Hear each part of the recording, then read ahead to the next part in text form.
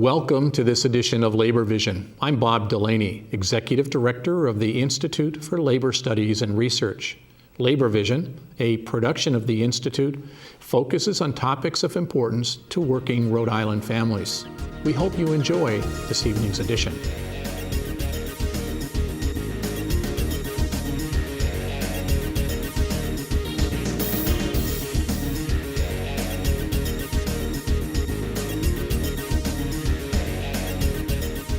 Hi, I'm Tom Carr from the Rhode Island AFL-CIO, and you're watching Labor Vision.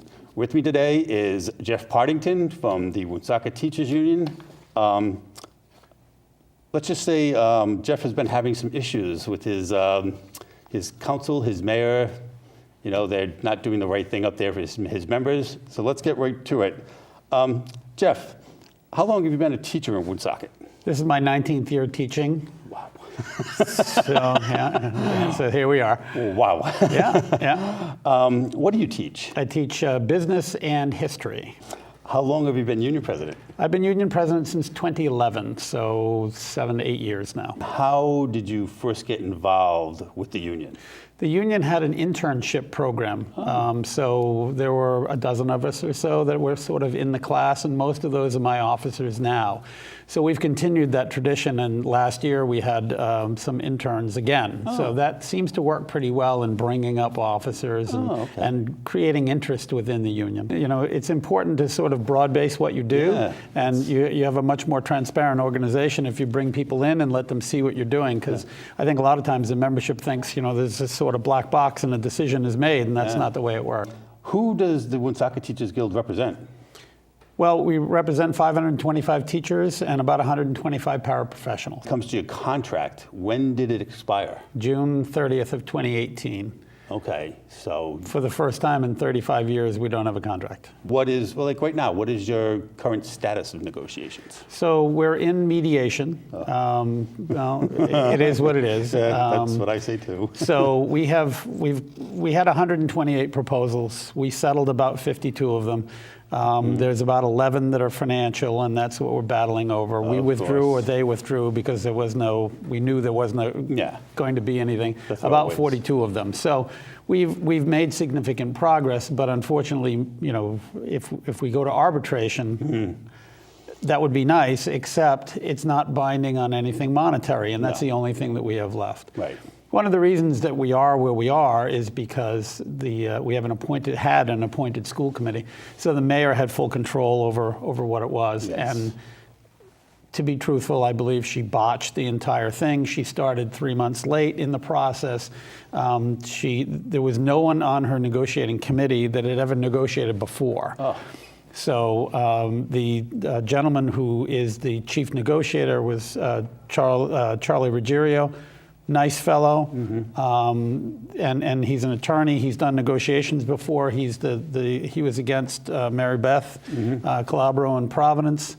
He was against us in Woonsocket. Nice fellow, but you know, he was the only one that had negotiated before. So it was a little bit difficult trying to get it. We're also in a very unique situation because we had a budget commission. So, are you guys still working under that? Well, we are. We still have an overseer, but the Budget Commission themselves has left town. So because of that, it has been, we ended up, we had no raises for 8 years. We gave back some money in 2009. We got a 2% raise in 17-18, and then the Budget Commission, acknowledging that we had, you know, significant givebacks, had given our basis a 2% raise, teachers only though, for 2018, 2019. So at least we have that. Right. But the issue is that even if you count that, it's 4% raise in 10 years. That's not even close to what everyone else has gotten. Right. So one of the reasons that we're in this impasse, and I believe some of the questions that you're going to ask later on have to do with the fair funding formula flattening out. And one of the reasons that we're in impasse is because now they're saying, oops, sorry, we don't have any money. That's just not an acceptable thing to my membership. How does the Woonsocket teachers pay compare with others statewide? So we've always been, or tried to be, the median. So in 2009, we're at the median, and in 2018, we're at the bottom. So, and that's happened because everyone else has gotten raises over that period of time. Right. So now we're on the bottom, and with the offers that the city has made to us so far, we would still be on the bottom 3 years from now. Right. So we find that very unacceptable. Right. We should be in line with the urbans. We should be in the median of the state. You're a city school. Absolutely. You're a large school system. You're not a Yes. town. But we also deal with populations that are not easy. They're very, very difficult. Right. So there needs to be a compensation, ring for that, because if there isn't, people are going to leave, and this is what's happened. We're bleeding about a teacher a week. Right. And Woonsocket also takes in kids from other towns for your programs, like your... Yeah, the Career Center. The Career Center, right? Yep, Yeah. sure. We have that also, which is beneficial to us and beneficial to them. But unfortunately, as I say, we're bleeding a teacher a week in the middle of the year. That's unheard of. Right. And the reason is because we're not compensating them, and our population is getting more difficult over time. All right, so the education aid formula Rhode Island adopted, increased funding to some districts, including Woonsocket, over a 7-year period. Mm-hmm. Those increases no longer built into the formula. Correct. How was the statewide funding formula flattening in 2019 affected Woonsocket? So as we're negotiating, the other side is looking for a guarantee of funding. And if they have that guarantee of funding, they can say, okay, here's how much we can pay you. Unfortunately, without that guarantee, the state's saying, sorry, we're going to flat fund what we did. Without that guarantee, they're pretty much, maxed out on what they're doing now. They would need more money in order to give us raises, is their point of view. Or they'd like to know 2 years out what it's going to be. So the fair funding formula, at least they knew they were going to get so much per year. But now with it flattened, everyone acknowledges there's probably going to be more money, but nobody can say how much. So I have a membership that's been sitting here for a long time waiting for more money. We want a guarantee. Yeah. And they want to, the management or administration would like a guarantee. Right now, there are no guarantees, and that's one of the major reasons why we are in mediation and why we haven't been able to settle. My population has gone a long time without anything. Yeah. So that is probably the biggest stickler as to why we're here, where we are. And Woonsocket itself, as a municipality, has one of the lowest funding for its own city to education. We're the lowest funded in the state by $400 per student, we think. It's between $400 and $800 per student, which would be around, we're underfunded by $2.5 to $4 million, if that's the case, because we have about 6,000 students. So that's a significant amount of money. And the municipality is saying, oh, we don't have any money either. So now we have these two flattening of funding, if you will. So we've gone to the council and said, you must raise local funding. And I think they'll do that. But unfortunately, Woonsocket has many other places where they could put money. So they're reluctant to help us out, if you will. In the short run. How supportive have the mayor and the council been to increasing local education spending? The mayor's opened up her own mayoral academy, which is basically a competing school. It has a kindergarten, a first grade, second grade, third grade, fourth grade. So, and that's going to continue opening a new grade every year. So that's the Rise Mayoral Academy? Rise Mayoral Academy. Okay. So that is her school. So one of the best ways that you can make your school look good is to underfund the public schools. So I don't know if this has been a conscious effort, but I can tell you that the local aid has been at $16 million since 2013. Mm-hmm. So the city has not increased their contribution since 2013. So if they don't increase their contribution, it is doubtful that the state will also increase their contribution.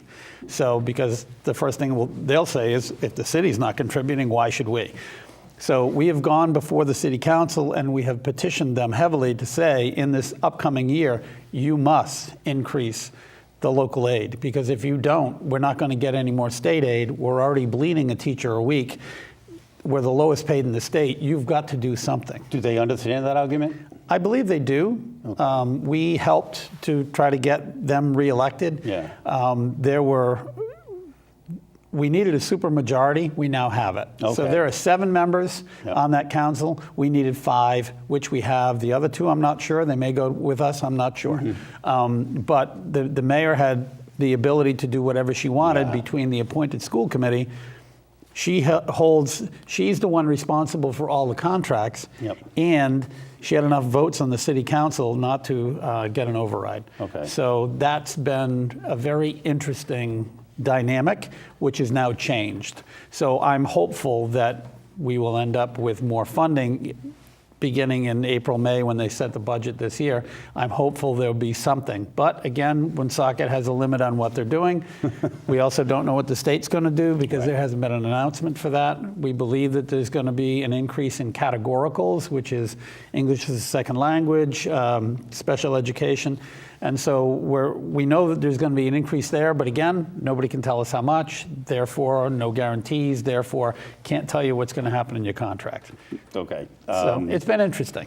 Yeah, and you basically answered my next question about the mayoral school, so I'm just going to pretty much forget that one because you took care of everything I was going to ask. Well, interestingly enough, the city is trying to enforce their own zoning regulations. So the city council has sued the mayor and the mayoral academy because they're putting the school in a place where it is not allowed in the zoning. Oh, that's interesting. Yes. So, like I say, the mayor is just, it doesn't matter. Rules don't matter, laws don't matter, zoning doesn't matter as long as this school goes forward. So I find it hard where she can say, I support public education. I don't think so. That's interesting. Absolutely. All right.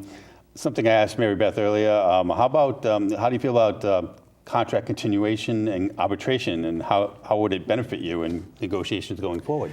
So we're told that we're essential, as are police and fire. Therefore, we cannot strike. So if we cannot strike and we cannot arbitrate and we don't have contract continuation, then what does that mean? So we're left in this sort of no man's land, if you will. So without the power to strike, then how can we be essential personnel? So it's one or the other. It has to be, either we are or we're not. And if we're not, let us strike. If we are, then we need arbitration. And I've said that all along. And we saw the teacher strikes be so successful in some of these right-to-work states. Absolutely. Earlier this year. Absolutely. And so, you say to yourself, it may come. It may come. You don't know.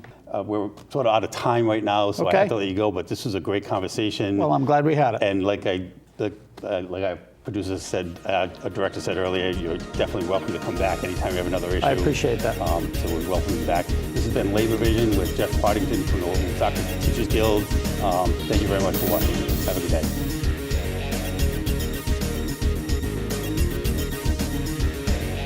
Hi, I'm Tom Carr from the Rhode Island AFL-CIO, and you're watching Labor Vision.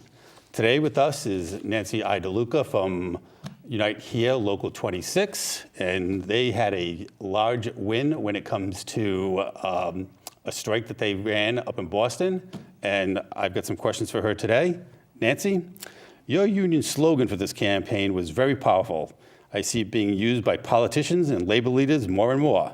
But can you tell me, what does one job should be enough mean in context with the Boston Marriott strike? What a great slogan. It's been very, very effective, very powerful. People are really gravitating to it. And I think, honestly, it's because people can understand it. People know what it is to be overworked, to do multiple jobs while you're on the clock, to leave a full-time job, then go to a part-time job, and maybe even a third job after that in order to make ends meet. We've seen more and more people have to leave Boston and go out, keep moving away because they just can't keep up with the expenses in comparison to their wages. And it was getting worse, and there's no reason for it. Marriott's the richest company in the world, so it's a good slogan, and I think that people can just understand it. Yeah. Very proud. And I think some of the job numbers that are reflected today aren't reflective of, full unemployment. People don't have, full-time jobs. They have 2 and 3 part-time jobs. Well, and you know, Tom, it's funny you should say that, because what I have always wondered is when your unemployment is over and you've been dropped off the rolls, does that mean you have a job? Or does that mean that you've fallen through the cracks and no one's keeping track? Correct. So, and especially in a place like Wisconsin, where, Scott Walker decimated a lot of those jobs. So, all right, so our second question, it takes a lot to go out on strike. And we've seen less and less of them in the past decade, probably even 20 years if you really think about it. But with your recent strike, and especially many of the 2018 teachers' strikes, do you see that changing in the labor movement? Well, I certainly hope so. I certainly hope so. We're so proud that we could get our members, right, to do this scary thing. They believed in the leadership. They knew that a change had to happen. Mm-hmm. It was, to be honest, I think in Boston especially, it was inevitable. Mm-hmm. And so I certainly hope it's going to be a trend. I hope that people are going to come together, and I hope people are going to, quite frankly, wake up and realize that if workers will put their resources together and work together, that they can make a difference. They can make a difference. And I absolutely give a lot of credit to the leadership in Local 26 that had the vision right from the get-go and knew that all of this was possible and brought so many fabulous leaders out of the hotels and onto the picket lines, and it actually makes a difference. Yeah. And so people I think are starting to get that now. People are seeing that sitting back and just saying please and thank you, it's not working. No. It's not working. Yeah, corporations don't like please and thank you. It doesn't work. Nothing. They don't give you things for please and thank you. No. You have to take it.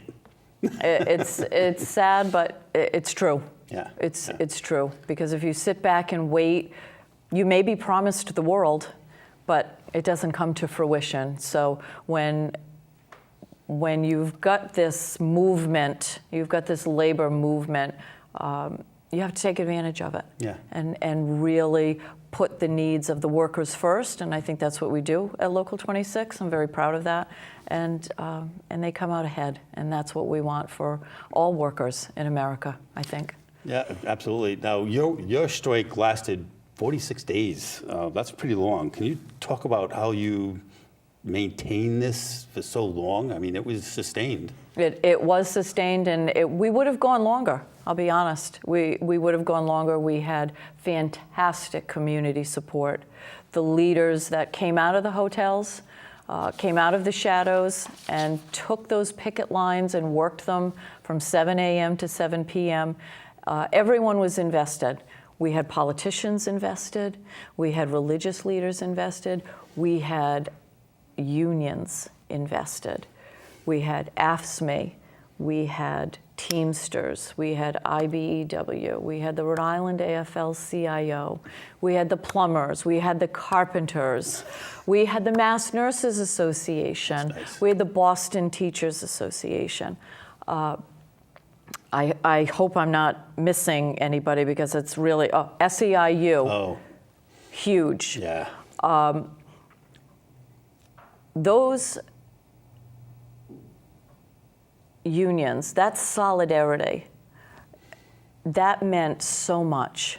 They not only told the strikers, but they told Marriott, you will not starve out these workers. Yeah. We will last one more day. One job should be enough, and we will be here until you do right by these workers. Yeah. It was so powerful and moving, and we were able to give them strike fund benefits. We made sure that they had food. We made sure that they had what they needed. And it's the bare necessities, mind you. Yeah. But we made sure that those people were taken care of with the help of the community. We had the entire support of the city of Boston and Rhode Island, and it was wonderful to see. That's fantastic. We had Mary Beth Reynolds Calabro in here earlier from the Providence Teachers Union, and they weren't on strike, but they've been having issues with their contract for They a long certainly time. have. And she spoke pretty much of the same thing of having support from the community and other unions, especially, unions like the building trades and especially the IBEW showing up at council meetings in their red shirts. And It makes a difference. Making their presence known, and it really helps. There's no doubt about it. Yeah. It makes a difference, and it really helps when you're feeling low and you're out on that picket line with a 30-mile-an-hour wind gust in the driving rain, and you're not sure where the light is. Yeah. It's that kind of community support that, quite frankly, not to be overly dramatic, but it restores your faith in humanity. Yeah. That people they're willing to step up and do the right thing, and workers in this country need to be in the forefront. Yep, there's no doubt about it. All right, so how does this victory change what it means to be a hotel worker in Boston now? Well, it's a historic change. It's the richest contract Wow. that Local 26 has ever negotiated. Wow. Not only does it change the life of the worker at the Marriott, but it's going to change the entire structure of a hotel worker in the city going forward. We have 24 more hotels beside the Marriotts that are either in negotiations or going to negotiations. And this Marriott, Wow. make no mistake, this is the new standard in Boston. That's fantastic. So those hotels are going to be expected to step up. And if they don't, I think that it's been quite telling that hotel workers are willing to stand up for themselves. Yeah. They are quite willing now to stand up for themselves, and it even helps the non-union hotels, because now those people have to raise the standard. Right. You're helping pull everybody up. Exactly, and that's what makes this work so rewarding. Yeah. Is when you actually make a difference in people's lives, and that's what we're doing. And Boston hotel workers will never be the same.